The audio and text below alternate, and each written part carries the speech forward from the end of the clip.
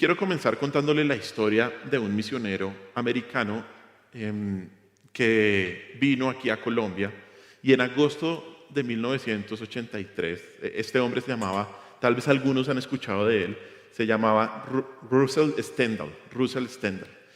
Y fue un misionero en Colombia y fue tomado, sobre todo iba a las regiones más apartadas de Colombia y a la selva, y fue tomado como rehén, fue secuestrado por la guerrilla.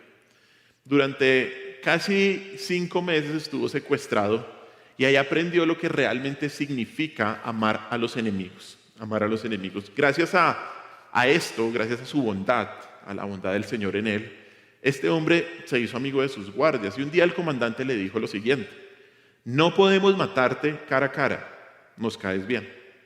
Así que tendremos que matarte mientras duermes. Dios permitió a Russell perdonar, pero durante los siguientes 10 días y 10 noches no pudo dormir. Le apuntaron repetidamente a la cara con una metralleta bajo el mosquitero, pero los guardias no se atrevieron a apretar el gatillo. Y el 3 de enero de 1984, Russell fue puesto en libertad y cuando se despidió, las lágrimas llenaban los ojos de sus secuestradores. Y es increíble lo que el amor de Dios puede hacer en una persona que lo lleve a amar a sus enemigos, que lleve a amar a alguien que lo privó de la libertad, que lo está torturando, que le está haciendo un montón de cosas. Pero ese amor es el que debe caracterizar a los creyentes y es el tema de los versículos que hoy vamos a estudiar. Así que acompáñenme al Evangelio de Mateo y hoy continuamos en nuestro estudio del libro de Mateo en el capítulo 5, versículo 43 al 48. Vamos a leer estos versículos. Dice así la palabra de Dios, Mateo 5, del 43 al 48. Oísteis que fue dicho: amarás a tu prójimo y aborrecerás a tu enemigo. Pero yo os digo, amad a vuestros enemigos, bendecid a los que os maldicen, haced bien a los que os aborrecen y orad por los que os ultrajan y os persiguen, para que seáis hijos de vuestro Padre que está en los cielos, que hace salir su sol sobre malos y buenos, y que hace llover sobre justos e injustos. Porque si amáis a los que os aman, ¿qué recompensa tendréis? ¿No hacen también lo mismo los publicanos? Y si saludáis a vuestros hermanos solamente, ¿qué hacéis de más? ¿No hacen también así los gentiles? Sed pues vosotros perfectos, como vuestro Padre que está en los cielos es perfecto. Esta es la sexta corrección que el Señor hace con respecto a ciertas falsas creencias de la época. Hemos visto diferentes temas, hemos visto el enojo, el adulterio, el divorcio, los juramentos, y hace 8 días también vimos lo que pensaban en la época con respecto a la venganza. Y si algo hemos entendido es que no podemos ser como los líderes religiosos de Israel, que interpretaban mal la escritura y la tergiversaban a su antojo para hacerla decir lo que ellos querían. Esa no es la manera en que un seguidor de Cristo interpreta la palabra de Dios.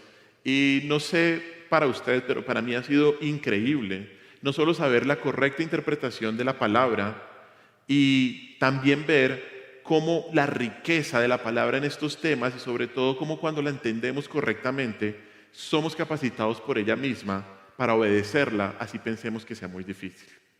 Y hoy llegamos a la última corrección que el Señor hace y es con respecto a nuestra actitud hacia los enemigos, hacia nuestros enemigos.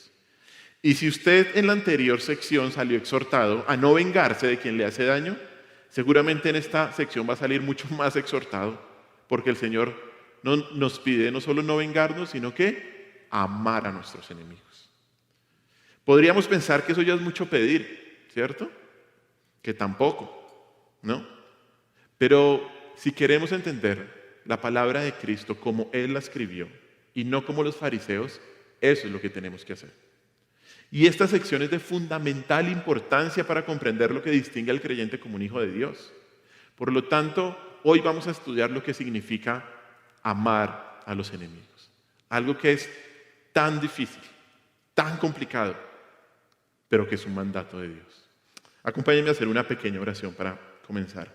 Señor, te pedimos por tu palabra y Señor que podamos entenderla correctamente, como tú la escribiste, no como nosotros pensemos, no como nosotros nos imaginemos. Y sobre todo en este tema, Dios, ayúdanos realmente a tener tu actitud de amar y de hacerle el bien a quien nos ha hecho daño. Te alabamos y te bendecimos. Amén. Hoy vamos a estudiar cuál debe ser la relación del creyente con sus enemigos y nos daremos cuenta de tres cosas. Nos daremos cuenta de lo que no hay que hacer con los enemigos, de lo que hay que hacer y de las razones por las que debemos hacer lo que hay que hacer. Lo que no hay que hacer, lo que hay que hacer y las razones por lo que debemos hacer lo que hay que hacer, lo que el Señor nos manda. Primero vamos a ver lo que no hay que hacer con los enemigos y creo que está muy claro, ¿no? Versículo 43 dice: oísteis que fue dicho, amarás a tu prójimo y aborrecerás a tu enemigo. Como hemos estudiado, esa frase primera que dice oísteis que fue dicho es la manera en la que el Señor introduce la falsa interpretación de los líderes religiosos de la antigüedad y también de los líderes de la época que estaban ahí en el momento del Señor Jesús. Y la enseñanza de los antiguos es: amarás a tu prójimo y aborrecerás a tu enemigo. Esta referencia es específicamente tomada de Levítico, y acompáñenme ahí, capítulo 19, versículo 18. Levítico capítulo 19, versículo 18. ¿Listo? Mire lo que dice Levítico 19, versículo 18. Dice así: no te vengarás ni guardarás rencor a los hijos de tu pueblo, sino amarás a tu prójimo como a ti mismo, yo Jehová. Yo Jehová. Creo que inmediatamente usted se da cuenta cuál es la diferencia entre el versículo original de donde sacaron la enseñanza y lo que estaban diciendo los escribas y los fariseos, ¿cierto? En primer lugar, se omite la frase como a ti mismo. Levítico 19, 18 dice: amarás a tu prójimo ¿cómo? Como a ti mismo. ¿Listo? Y esto indica que los escribas fijaron el estándar más bajo de lo que la ley decía. Los escribas, ¿qué decían? Ama a tu prójimo, pero no decían como a ti mismo, sino ámalo como tú creas, como tú piensas. Esa es la primera falta grave a la mala interpretación de los escribas. Pero además de esta evasión, ellos transformaban el mandamiento sobre cómo el pueblo de Dios debe amar en un mandamiento sobre a quién se debe amar. ¿Ellos qué decían ahí? El mandamiento original, Levítico 19, 18, decía: ama a tu prójimo, ¿cómo? ¿No? La manera. Pero ellos transformaron ese mandamiento de cómo amar a quién deberíamos amar. Y ellos decían entonces que solo había que amar ¿a quién? Al prójimo. Al prójimo. De hecho, el énfasis en Levítico 19, 18 no es para nada eso. Porque además de todas esas dos errores, lo peor de todo que hicieron los escribas y los fariseos en ese momento fue la adición. ¿Qué adicionaron ellos? Aborrecerás a tu enemigo. Mateo capítulo 5, versículo 43, ¿qué nos estaba diciendo? El dicho de la época que supuestamente era sacado de la palabra de Dios. ¿Qué decían los antiguos? Amarás a tu prójimo ellos decían, amarás a tu prójimo y aborrecerás a tu enemigo. Pero ¿qué decía el mandamiento? Levítico 19, 18. Decía, amarás a tu prójimo como a ti mismo. Nunca la Biblia nos habla de esta adición, de aborrecer al enemigo. De hecho, el énfasis en Levítico 19, 18 es el amor en oposición a la venganza. Si usted lo vuelve a leer, ahí dice: no te vengarás, ni guardarás rencor a los hijos de tu pueblo, sino amarás a tu prójimo como a ti mismo, yo Jehová.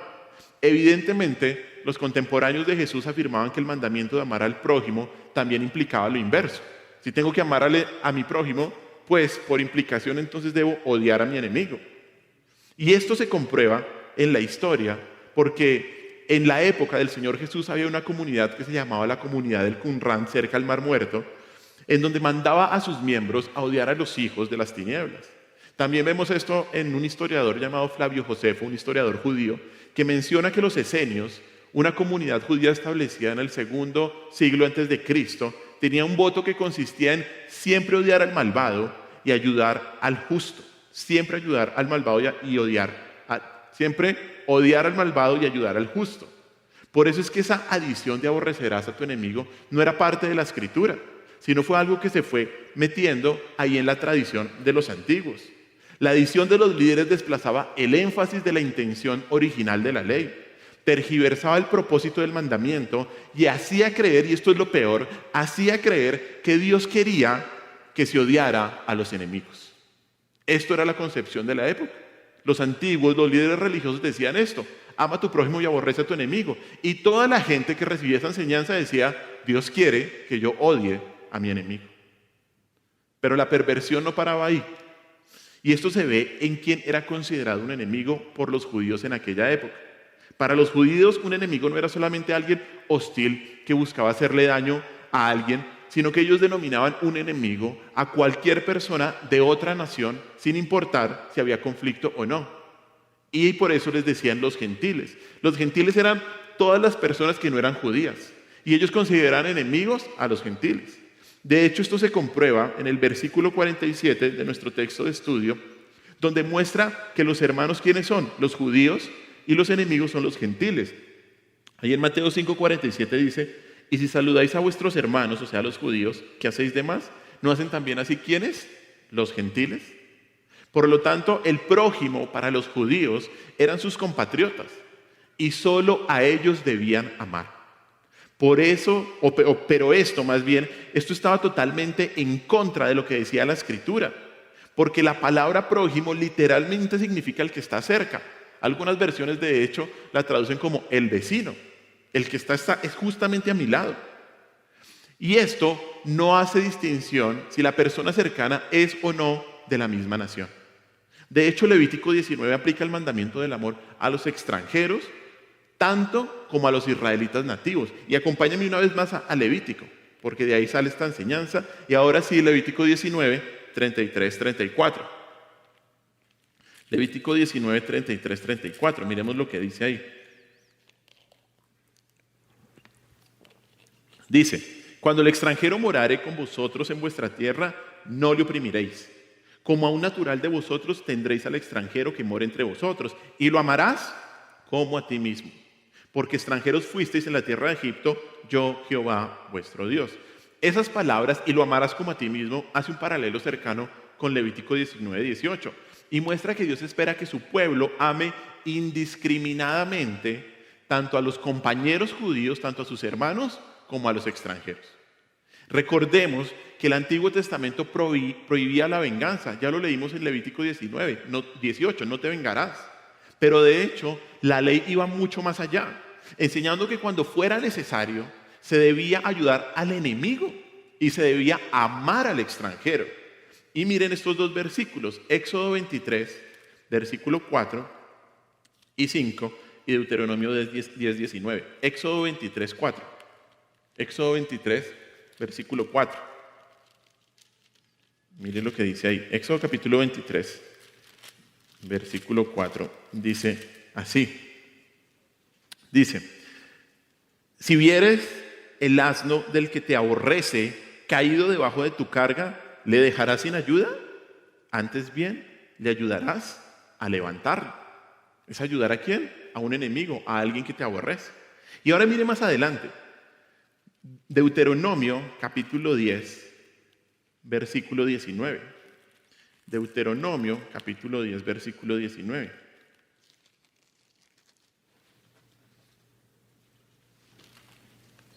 Deuteronomio 10, 19. Dice así: amaréis pues al extranjero.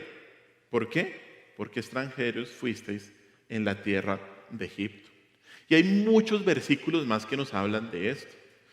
No solo que el Señor prohibía la venganza, sino que debíamos ayudar a nuestros enemigos, amarlos y poder brindarles cualquier tipo de ayuda. Por lo tanto, no solo los líderes religiosos estaban malinterpretando la Escritura y justificando su odio a los extranjeros, sino que esto había hecho que se levantara un muro de separación entre los judíos y los gentiles. La mala interpretación de la Escritura había creado una atmósfera de odio que se alimentaba constantemente. Y hermanos, como hemos visto en otras ocasiones, la mala interpretación causa un severo daño, causa un mal muy profundo en las personas, en nosotros y en quienes están a nuestro alrededor. Eso era lo que estaba pasando en esa época, que sin motivo la gente pensaba que estaba bien odiar a cualquier persona que me hiciera daño. Y en este caso era un descaro lo que los líderes religiosos habían promovido. justificando el odio, utilizando la palabra por aquellos que no les agradaban. Esto era una clara violación de la ley y es un pecado que no se diferencia a lo que hacemos hoy en día muchos de nosotros.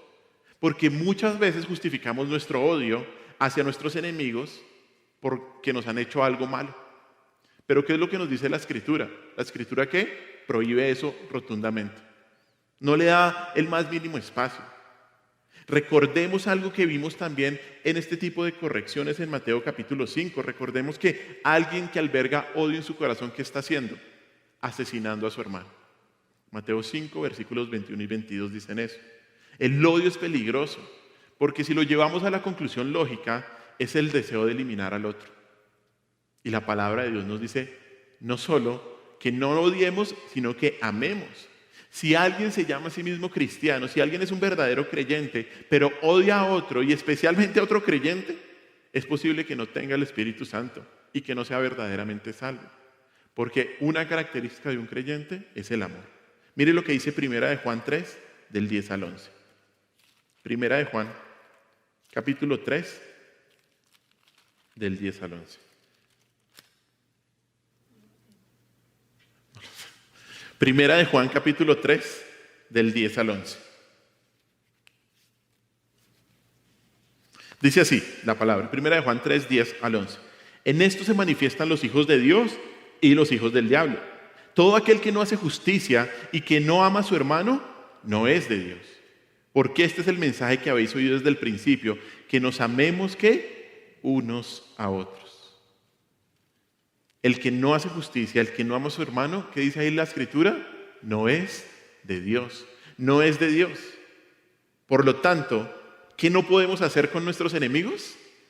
Odiarlos, tener rabia en nuestro corazón hacia ellos. No podemos. La Biblia a usted no le da ese espacio, no se lo permite, así que no se justifique. Y recuerde que el Señor conoce lo más profundo de nuestro corazón siempre. Recuerde eso siempre. Así que si hemos tenido odio, si tenemos odio, si queremos hacer y vengarnos como veíamos hace 8 días, algo a alguien que nos ha hecho daño, vaya ante Dios y pídale perdón. Porque eso es claramente lo que no podemos hacer. Ahora, vamos al segundo punto. ¿Qué es lo que sí hay que hacer con los enemigos?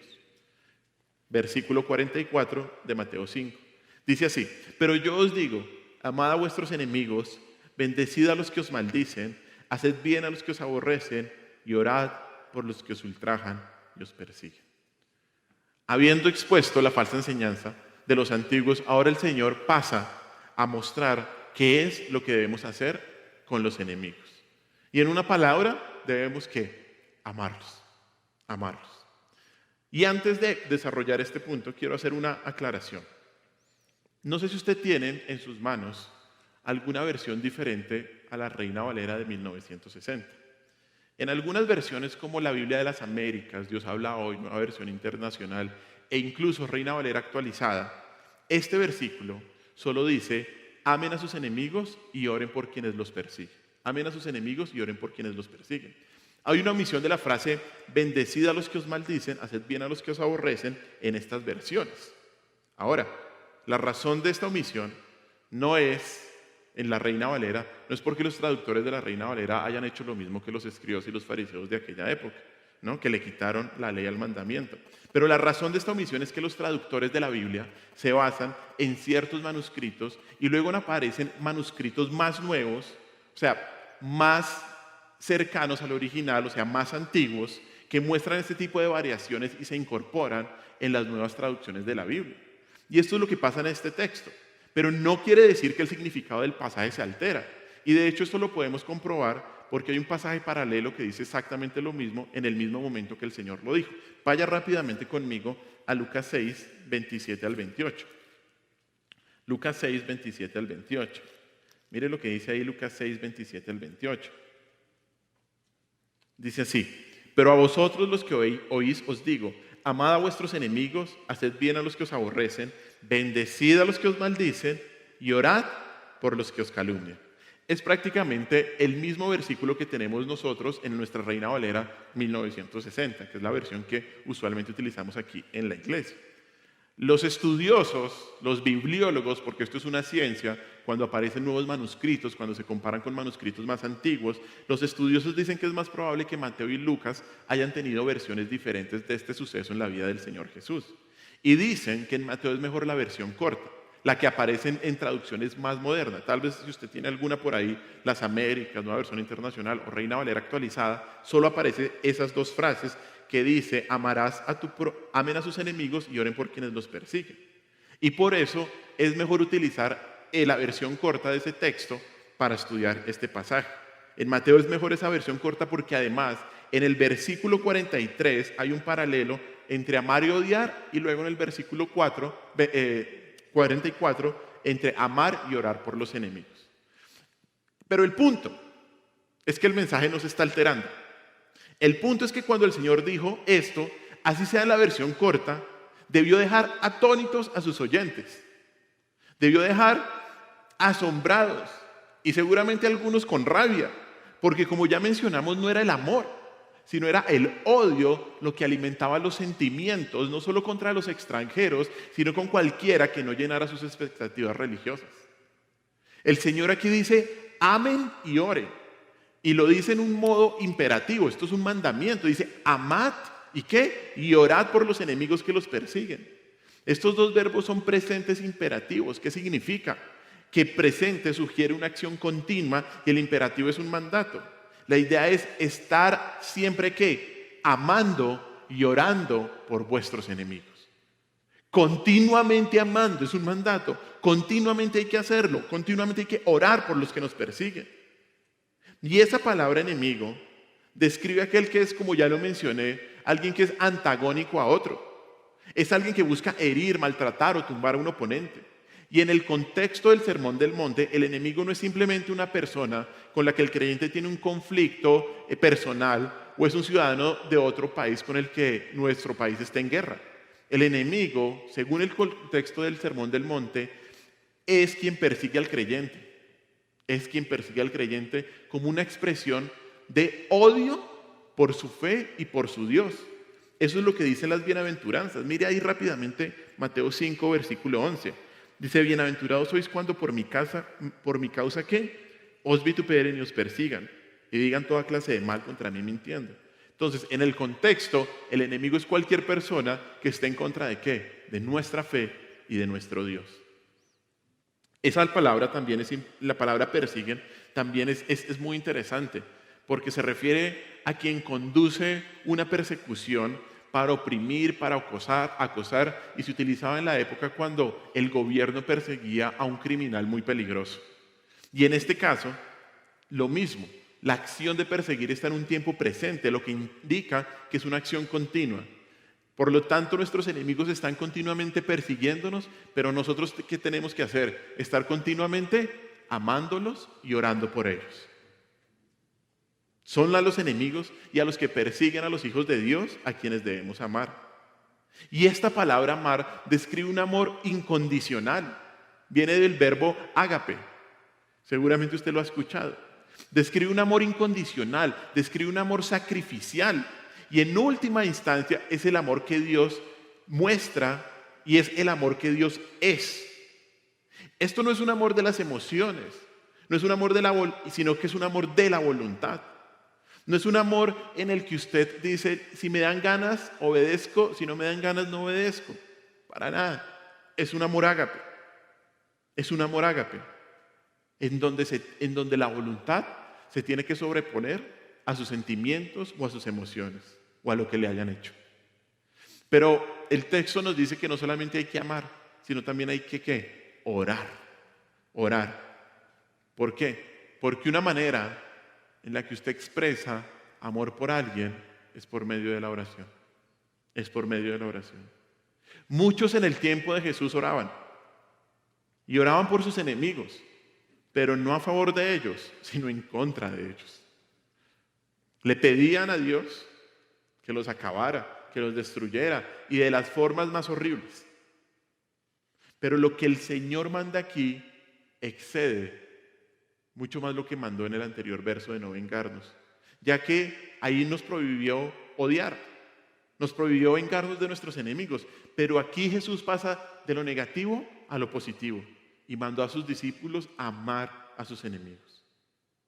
En vez de responder al abuso de manera pasiva, ¿qué debemos hacer? El creyente debe amar activamente, activamente. No solamente evitando la agresión, sino expresando compasión. Compasión.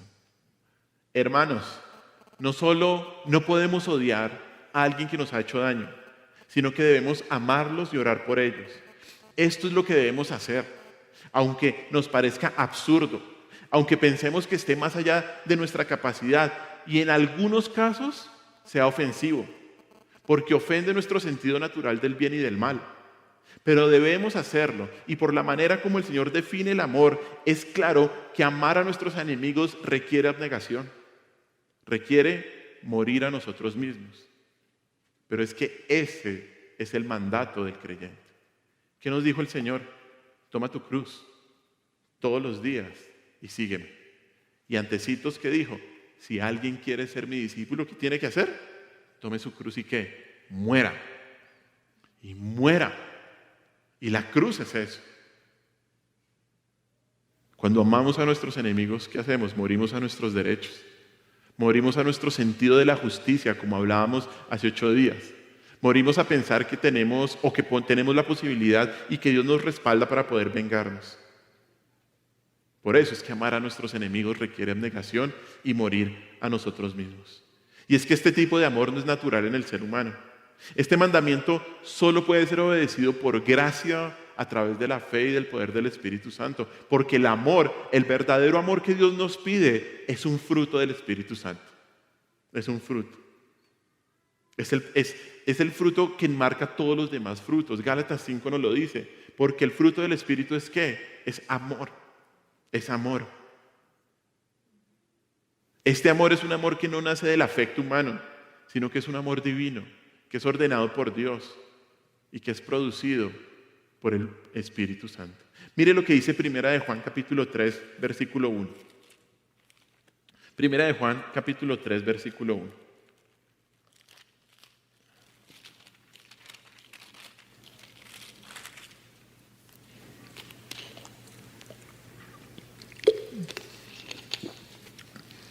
Y versículos 14 y 16 luego. Pero es que el 1 hace la introducción de por qué debemos amar como el Señor nos pide aquí. Miren lo que dice Primera de Juan capítulo 3 versículo 1. En primer lugar, dice así: mirad cuál amor nos ha dado el Padre, para que seamos llamados hijos de Dios.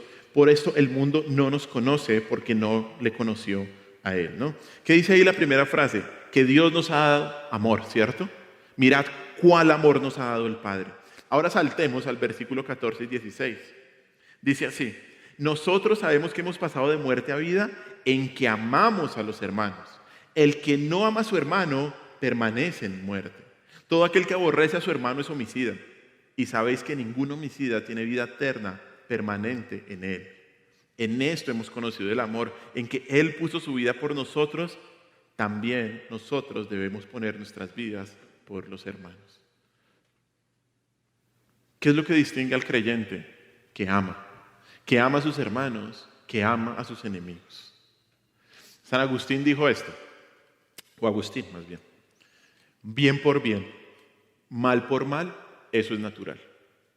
Mal por bien, eso es diabólico. Bien por mal, eso es divino. Eso es divino. Bien por bien, mal por mal, eso es natural.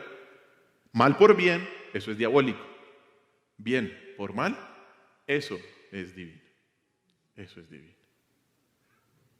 Y es que cuando miramos a nuestro Señor Jesús y cuando nos acordamos cuando caminó al Gólgota, a la cruz, y lo vemos orar diciendo: Padre, perdónalos, nos damos cuenta que nos falta y nos damos cuenta que Cristo es nuestro modelo superior en absolutamente todo. Y somos exhortados en que debemos ser como Cristo. Debemos ser como Cristo, que la tortura de la crucifixión no le impidió amar a sus enemigos, que no le impidió orar por ellos. Y podemos hacerlo. ¿Y sabe por qué podemos hacerlo? Porque el corazón del creyente está satisfecho con Dios. Por eso. Porque el corazón del creyente no está impulsado por el anhelo de venganza, de exaltación personal o de seguridad terrenal. Dios se ha convertido para un creyente en un tesoro que todo lo satisface. Y por eso no tratamos a nuestros adversarios según nuestro propio sentido de necesidad o de inseguridad, sino porque estamos plenos en Dios. Por eso, mire lo que dice Hebreos 10, 34 al 36. Hebreos 10, 34 al 36.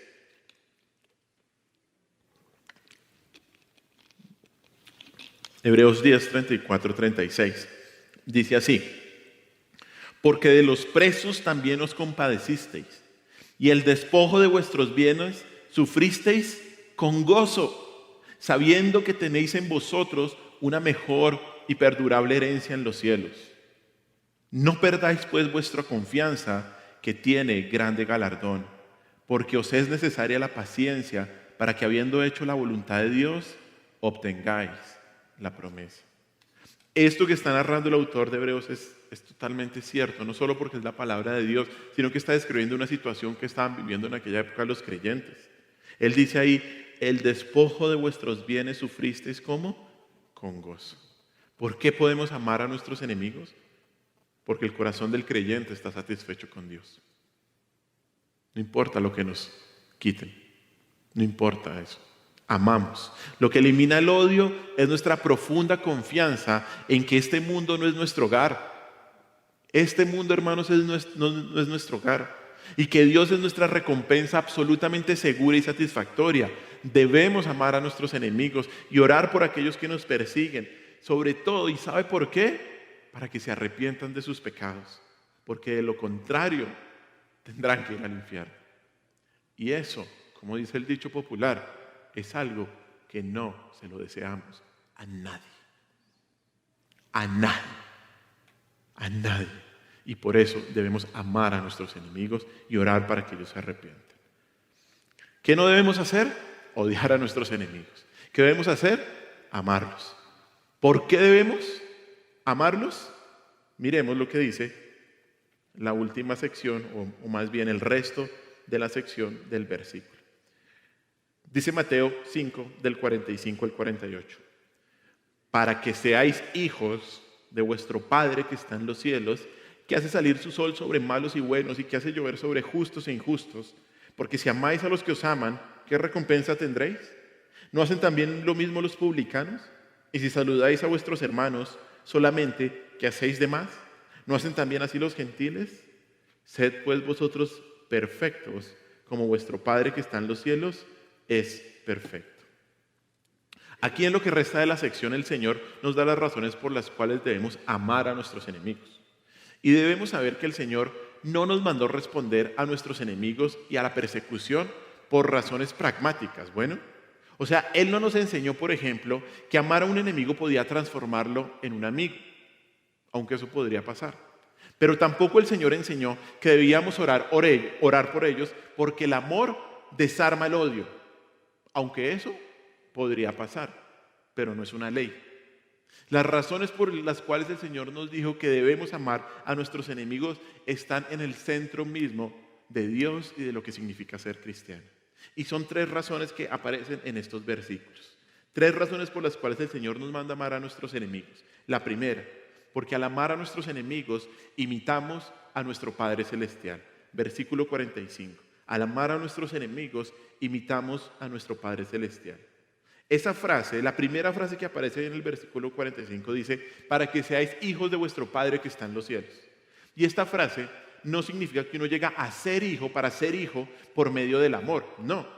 Es solo mediante la fe en Cristo que un pecador puede llegar a ser hijo de Dios, mediante la gracia de Dios. El verbo seáis ahí, cuando dice para que seáis, significa en este contexto ser visto, ser identificado, demostrar ser. Lo que está aquí diciendo el Señor Jesús es para que demuestren que son ¿qué? Hijos de Dios. Y la idea es que demostramos nuestro carácter como creyentes por medio de ¿qué? Del amor de Cristo. Demostramos que somos hijos de Dios porque amamos. Amar a los enemigos significa imitar el amor de Dios. Porque Dios ama a sus enemigos y lo demuestra, mire lo que dice a continuación el texto, porque hace salir su sol sobre malos y buenos y que hace llover sobre justos e injustos. Esos dos verbos, hace salir y hace llover, muestran acciones que vienen ¿de dónde? De Dios, específicamente. Y expresan su amor ¿a quiénes? Hacia sus enemigos. Además, Dios envía, mire lo que dice ahí, hace salir su sol. O sea, ¿qué significa esto? Que el sol, que la lluvia, que estos elementos, no solo Dios los controla, sino que Él es el dueño de estos elementos. Son suyos, Él los creó. Y esa referencia al sol y la lluvia es porque la audiencia del Señor sabía que esos elementos eran necesarios para una buena cosecha.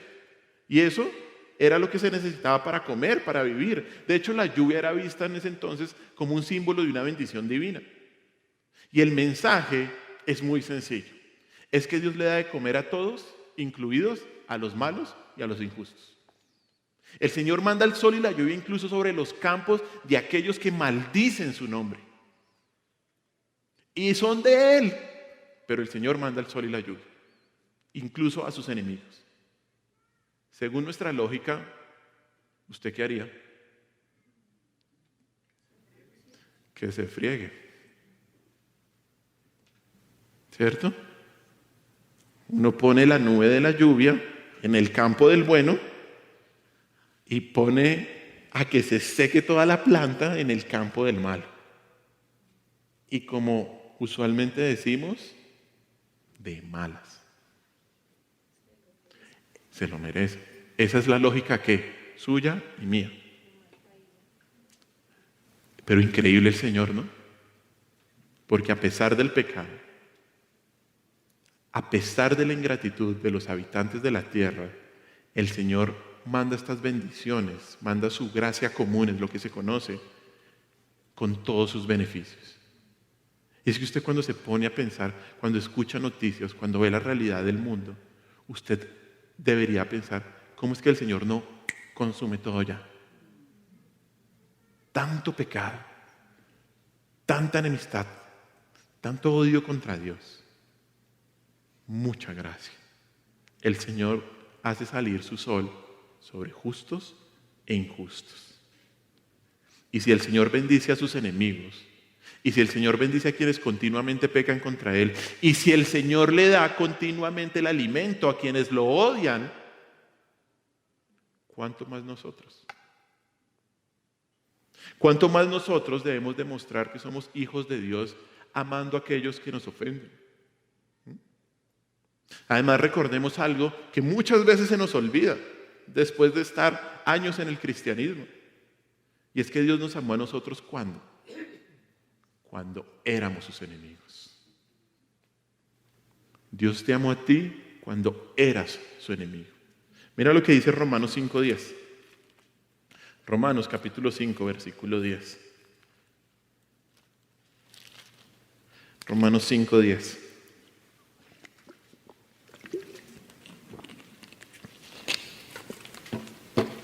Mire lo que dice la palabra. Y mire la palabra y subráyela. Y ponga al lado, diga yo. Porque si siendo que enemigos fuimos reconciliados con Dios por la muerte de su Hijo, mucho más estando reconciliados seremos salvos por su vida. ¿Qué era usted? Usted era un enemigo. Y es que después los verbos lo confirman totalmente. Fuimos reconciliados. ¿Usted buscó la reconciliación? No. Dios, el Señor Jesús no estaba perdido. Usted no fue a buscarlo ahí donde está. Como hace poquito vi un mensaje, busca a Cristo, que si lo buscas Él te encontrará. Equivocado totalmente. Está perdido. El perdido es usted. Porque Dios tuvo que ir a buscarlo. Porque usted estaba a punto de caer en el abismo del infierno. Mire, y esto es súper importante, esto es el evangelio, que debemos ponerlo en práctica todos los días de nuestra vida. Éramos enemigos, a veces pensamos que éramos muy buenos y por eso el Señor nos escogió.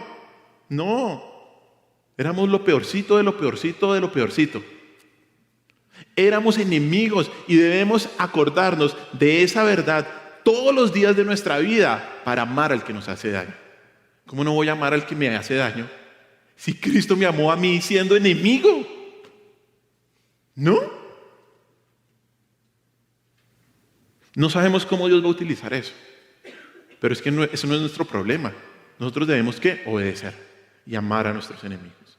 Spurgeon dijo así, el príncipe, que se denomina el príncipe de los predicadores, dijo esto: Dios constantemente hace lo que muchas personas consideran casi un crimen, es decir, hacer el bien a los que no lo merecen.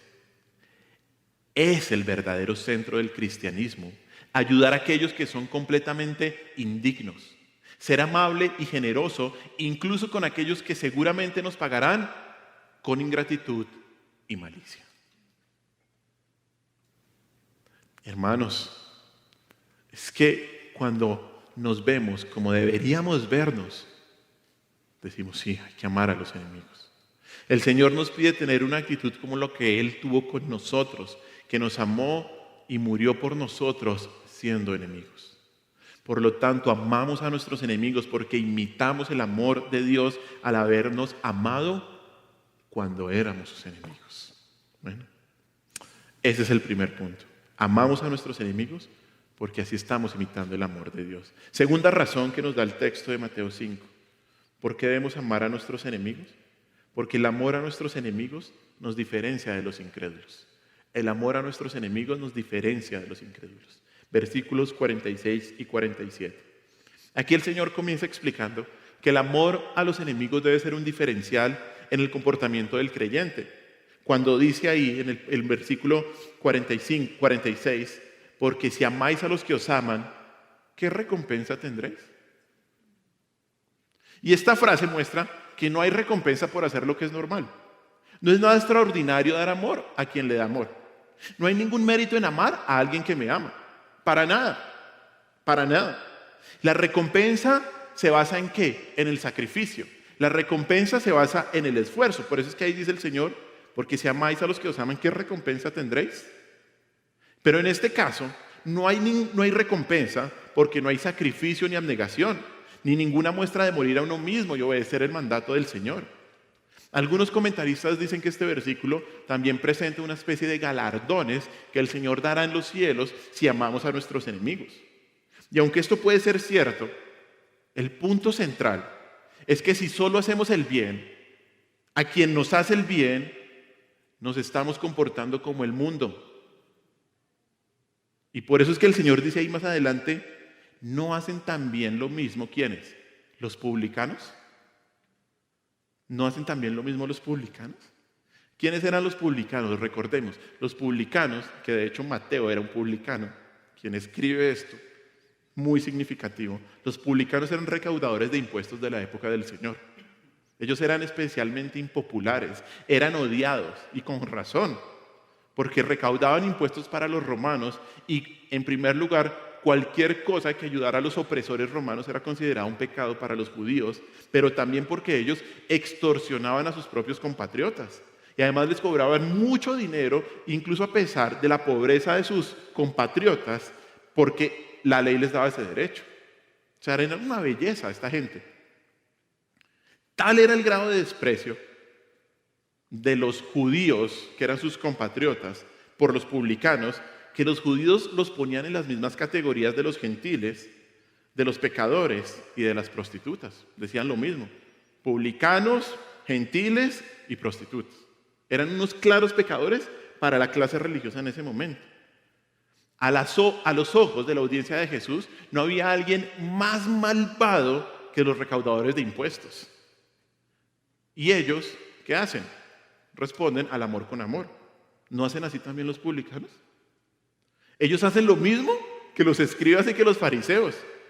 El punto del Señor es increíble. Es que el Señor es el mejor maestro. El punto del Señor es este. Es que amar a quien nos ama pone de manifiesto una moral igual a la de los publicanos. Pone de manifiesto una moral igual a los que poseen las personas más despreciadas de esa sociedad.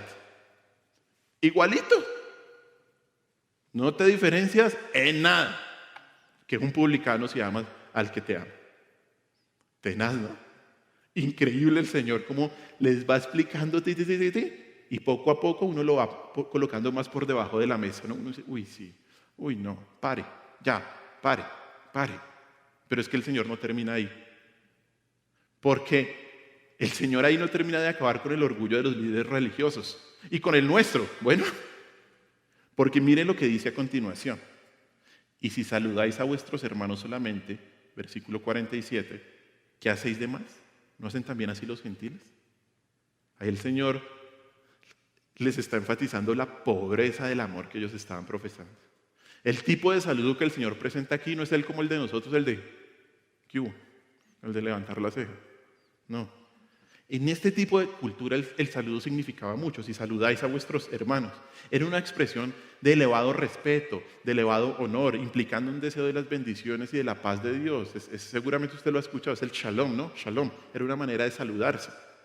Y ese saludo era común, pero ¿entre quiénes? Entre hermanos, o sea, entre judíos. Obviamente era impensable que un judío saludara de esta manera a un gentil, a alguien que no fuera de su nación. Los gentiles eran considerados, y ya hablamos algo, pero las expresiones de los judíos eran terribles porque les decían, por los judíos piadosos los describían como unos perros. Goín en el hebreo, Mateo 15, 26 y 27 lo dice. Los gentiles eran considerados unos perros. Y seguramente ese odio era mutuo. O sea, los judíos no saludaban a los gentiles por considerarlos paganos o inmundos. Y los gentiles solo se saludaban entre sí por el odio que había contra los judíos. Divisiones por toda parte, odio por todo lugar. Y en cuanto al amor, bueno, el publicano amaba al publicano, el judío al judío, el gentil al gentil. Todos estos grupos hacían lo mismo. Y el Señor pregunta en el versículo 47, ¿qué hacéis de más? ¿Y qué hacéis de más? Y esto reafirma el punto central.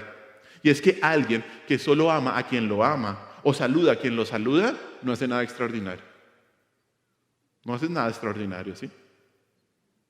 Cuando el pueblo de Dios hace esto y saluda a los demás de la misma manera, ¿qué hacéis de más? ¿Qué hacéis de más? ¿Qué están haciendo además de lo que es una práctica común? El verdadero discípulo de Cristo debe, está obligado, compelido a hacer más.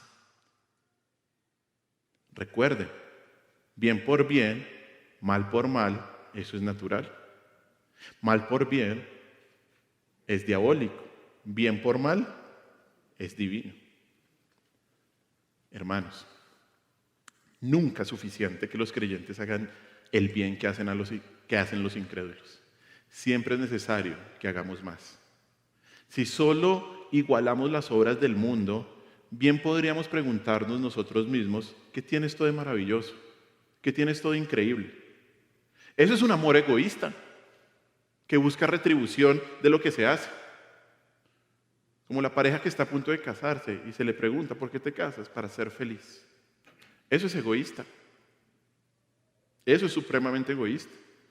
Es un amor egoísta que solo busca ¿qué? Retribución de lo que hace. Te amo, te doy, pero para que tú me des algo. Y si no me das, aquí voy contando. Ese es el amor del publicano, que había traicionado a su pueblo y se había hecho amigo de los romanos para su propio beneficio económico. ¿Será que nuestro amor es el del publicano? ¿Será que nosotros solamente amamos de esa manera? Debemos amar a nuestros enemigos porque esto es lo que nos distingue de los incrédulos. Esto es lo que nos distingue de los incrédulos. El Señor nos está diciendo que el amor recíproco es el amor de los incrédulos y un verdadero creyente no ama de esa manera. No hay ningún mérito, no hay ninguna recompensa, no imitamos el amor de Cristo y no somos diferentes a los incrédulos.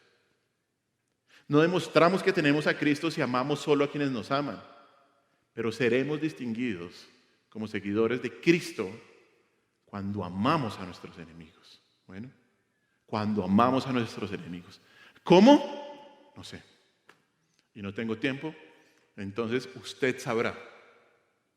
En cada situación que usted tiene, en cada situación en que lo ofenden, en que hay un enemigo en contra suyo, usted sabrá.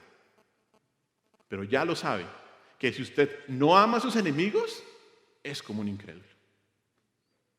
Pero nuestro objetivo, ¿cuál es? Ser testimonio de la gloria de Cristo en nosotros. Y por eso debemos amar a nuestros enemigos. Tercera y última razón. Versículo 48. ¿Por qué debemos amar a nuestros enemigos? Porque el amor a nuestros enemigos es la esencia de la perfección divina. Porque el amor a nuestros enemigos es la esencia de la perfección divina. Versículo 48 dice así: sed pues vosotros perfectos como vuestro Padre que está en los cielos es perfecto. Este versículo no solo presenta la conclusión de esta sección, sino que muestra la razón definitiva por la cual debemos amar a nuestros enemigos. Este versículo alude a Levítico 19:2. Acompáñenme allá, porque el Señor no dejó de interpretar correctamente la Escritura, obviamente. Y por eso debemos ir ahí a Levítico 19:2. Dice así, Levítico 19:2. Recuerda que Levítico 19 es donde está el capítulo donde dice ama a tu prójimo, versículo 18. Levítico 19:2 dice así: habla a toda la congregación de los hijos de Israel y diles: santos seréis, porque santo soy yo, Jehová, vuestro Dios. ¿Listo? Santos seréis, porque santo soy yo, Jehová, vuestro Dios. ¿Qué es lo que está haciendo aquí el Señor Jesús? El Señor Jesús alude a Levítico 19:2 cuando menciona Mateo 5:43, porque ese versículo es utilizado para interpretar Levítico 19:18, que es el verso de Mateo 5:43 cuando dice amarás a tu prójimo. El punto de Jesús es que Levítico 19 abre con un llamado a perseguir el carácter santo de Dios y empieza a explicar ciertas características, ¿no? Levítico 19 empieza diciendo seréis santos porque vuestro Padre es santo, y va a explicar cómo ser santo. Ese es el punto. Y el amor está dentro de todo este capítulo. Pero y el amor solo a los de la misma nación, como vimos ahora, era un comportamiento pagano normal. Pero el amor extranjero, al extranjero era parte del carácter santo de Dios. La palabra perfecto, ahí en Mateo 5:48, en este versículo no significa algo maduro o completo como en otros, sino que es una perfección moral y define a Jesús, o más bien Jesús define esta perfección como acorde al propio carácter de Dios. Dice ahí, como vuestro Padre que está en los cielos es perfecto, debemos ser perfectos. ¿Qué es, mejor dicho, qué es todo esto? Es que el amor por otros, incluyendo a los enemigos, es la esencia de la perfección divina. Es la clave de la verdadera práctica de la justicia. Y esta es una verdad que está en toda la Escritura, pero en Mateo también se resalta, y sobre todo cuando al Señor Jesús le preguntan por cuál es el mandamiento más importante. ¿Recuerda? Mateo 22. Mire Mateo 22, 34 al 40. Mateo 22, 34 al 40 dice así.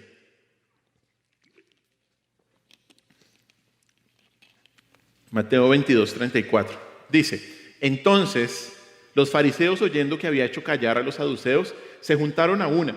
Y uno de ellos, intérprete de la ley, preguntó, por tentarle, diciendo, Maestro, ¿cuál es el gran mandamiento en la ley? Jesús le dijo, amarás al Señor tu Dios con todo tu corazón y con toda tu alma y con toda tu mente. Este es el primero y grande mandamiento. Y el segundo es semejante, amarás a tu prójimo como a ti mismo. De estos mandamientos depende ¿qué? Toda la ley y los profetas. Hermanos, el Señor nos manda amar a nuestros enemigos porque el amor es la esencia y la clave de la verdadera perfección. Es la clave de la justicia de Dios y lleva al cumplimiento de la ley. Los creyentes no debemos leer este mandamiento como una frustrante demanda para lo imposible. Cuando aquí en Mateo 5:48 el Señor nos dice, sed pues vosotros perfectos como vuestro Padre que está en los cielos es perfecto, nos está diciendo que debemos ser perfectos en nuestro amor. Por eso debemos esforzarnos por este ideal con la convicción de que como hijos de Dios somos herederos de su carácter y nos parecemos a Él. Y es que cuando el Señor nos dice aquí, sed pues vosotros perfectos, nos recuerda que tenemos la capacidad de ir en pos de cumplir este mandato, no por nuestras fuerzas, sino por la gracia de Dios a través del Espíritu Santo. Obviamente, sabemos que no llegaremos a amar de manera perfecta como Dios, pero debemos buscar la perfección en el amor, porque el Señor le está diciendo a la gente de su tiempo y nos está diciendo a nosotros que no deberíamos contentarnos con una obediencia a medias de la ley del amor. No deberíamos contentarnos solamente como, ay, sí, me cae bien y ya, o no le voy a hacer nada. No. ¿Nuestro objetivo cuál es? Amar continuamente a quien nos hace daño. ¿Se acuerda lo que dijo Pablo en Filipenses? Vaya ahí, Filipenses capítulo 3, del 12 al 14. Filipenses capítulo 3, del 12 al 14, dice esto. Mire lo que dice ahí. Dice Pablo, no que lo haya alcanzado ya ni que ya sea perfecto, sino que prosigo por ver si logro hacer aquello para lo cual también fui también nacido por Cristo Jesús. Versículo 13. Hermanos, yo mismo no pretendo haberlo ya alcanzado, pero una cosa hago, olvidando ciertamente lo que queda atrás y extendiéndome a lo que está delante, prosigo a la meta, al premio del supremo llamamiento de Dios en Cristo Jesús. O sea, Pablo no se conformó, porque esa no es la actitud de un creyente. Debemos que, hermanos, amar. Y si el Señor aquí nos dice, sed pues vosotros perfectos, como vuestro Padre que está en los cielos es perfecto, ¿qué debemos hacer? Buscar la perfección en el amor, hermanos. Eso es lo que debemos hacer. No alcanzaremos la medida de la perfección de Dios, que es infinita y eterna, pero sí debemos perseguirla y seguir el modelo de Dios en conformidad con la voluntad que Él ha revelado en su palabra. Nosotros, como los discípulos de Cristo, debemos ser tan completos y tan maduros en el amor como lo es Dios, quien envía su sol y su lluvia sobre quienes, sobre justos e injustos, sobre malos y buenos. El verdadero seguidor de Jesús no puede hacer otra cosa sino buscar la perfección en el amor. ¿Para qué? Para glorificar a nuestro Señor. Bueno, ¿qué tenemos que hacer? Amar a nuestros enemigos. ¿Qué no podemos hacer? Odiarlos. ¿Por qué debemos hacerlo? Porque así imitamos a nuestro Padre Celestial. Porque eso nos diferencia de los incrédulos. Y porque esa es la esencia de la perfección divina. Hermanos, ¿difícil? Sí. Pero solo lo debemos hacer por la gracia de Dios. Pero no es imposible. No es imposible. Y usted nunca se excuse en que esto está muy difícil. Nunca. Eso es pecado. Hágalo. Y obedezcamos al Señor. Y glorificamos al Señor. Y que el Señor haga lo que Él quiera hacer. Cuando amemos a nuestros enemigos. Amén. Oremos. Señor, te damos gracias por este día. Gracias por tu bondad y por tu misericordia. Gracias, Señor, porque tú eres bueno con nosotros. Y como siempre, Señor, perdónanos. Porque muchas veces, como orábamos hace 8 días, buscamos vengarnos, buscamos odiar y casi nunca hemos amado a quien nos ha hecho daño. Señor, nuestro objetivo, nuestro propósito, nuestra motivación es la gloria tuya. Y sabemos que te glorificamos cuando amamos a nuestros enemigos. Ayúdanos, Señor. Ayúdanos a cumplir este mandamiento. No es difícil de entender. Lo sabemos y tal vez hoy nos lo han repetido, nos lo has repetido tú a través de tu escritura. Pero ayúdanos, Señor, a no sacar excusas pecaminosas para ponerlo en práctica. Te lo pedimos, mi Señor Jesús. Ayúdanos a amar a nuestros enemigos. En tu nombre, mi Señor Jesús, hemos orado. Amén.